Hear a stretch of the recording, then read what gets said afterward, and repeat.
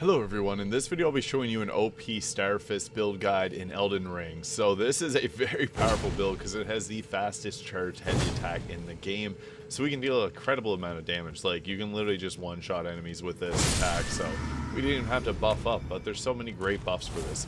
Now I'll be showing you a few different Ash of Wars, the overall leveling guide, and what ways you want to use this build. So in terms of our level, this is at level 150, but if you're not at level 150, that's okay. I'll be showing you some stats you want to go for.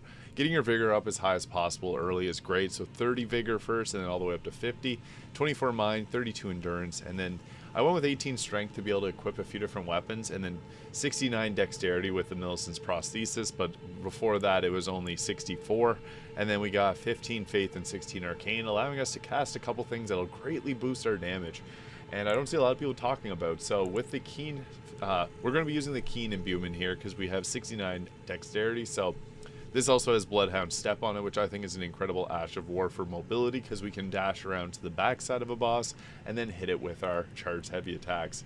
I also have the Iron Ball here because it's just a fun weapon as well to use. I got also the White Mask on for extra damage after triggering bleed, which does pair with the Lord of Blood's Exaltation. I also have the Elden Lord armor there because I just think it looks thematically pretty cool. And then the Bull Goat gauntlets and greaves to have at least, you want at least 56 poise, so equip whatever armor. We want to have a medium roll and at least 51 to 56 poise so that you can resist a couple attacks. So that is the build there. You can also use things like greases, which is incredible.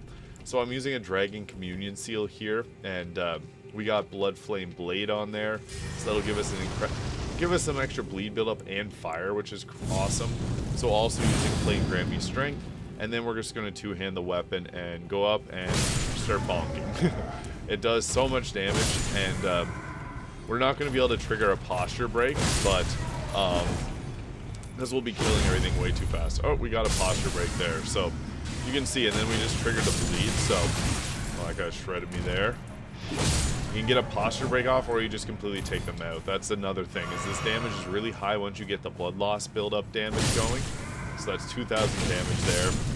And you can just punch them to death too. Like, there's so many different ways you can go about using this build, but see those charged heavy attacks, they do some serious good. So yeah, I really like builds that have high posture damage, and we can even supplement this with the wondrous physic that gives you increased posture damage. So lots of different ways to build this out, and I'll show you the overall spell selection that we can go with as well, as I did take some spells here, like for example, you can use the Swarm of Flies, which will trigger blood loss buildup really quickly and then get your increased damage as well.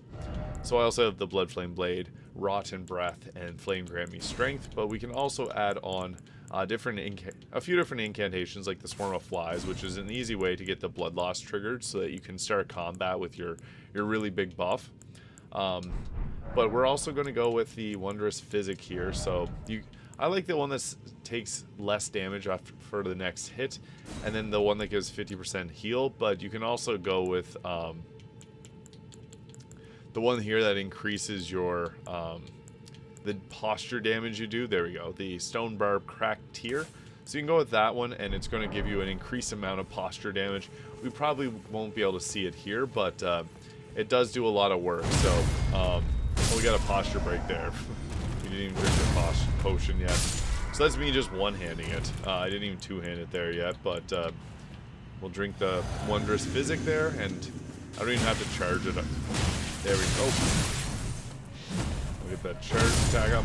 Double posture break. And I'm not even using a two-handed weapon. You pretty much always want to be two-handing these because you're just going to be able to deal a ton more damage that way.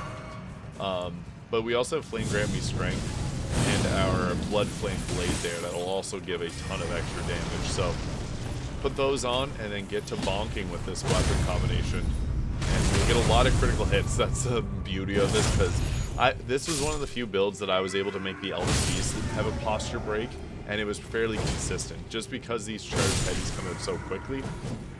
As for the Talisman, I guess I didn't even mention the Axe Talisman, but that is one that's going to give extra posture damage, so you can or it's going to give extra damage with your charged attacks. So Axe Talisman enhances charged attacks, Millicent's prosthesis increases your dexterity, and then also will buff your attacks with successive attacks with we have a lot of those with this build since it's a fist weapon, so it has these attacks that come out really fast that stack up bleed very quickly.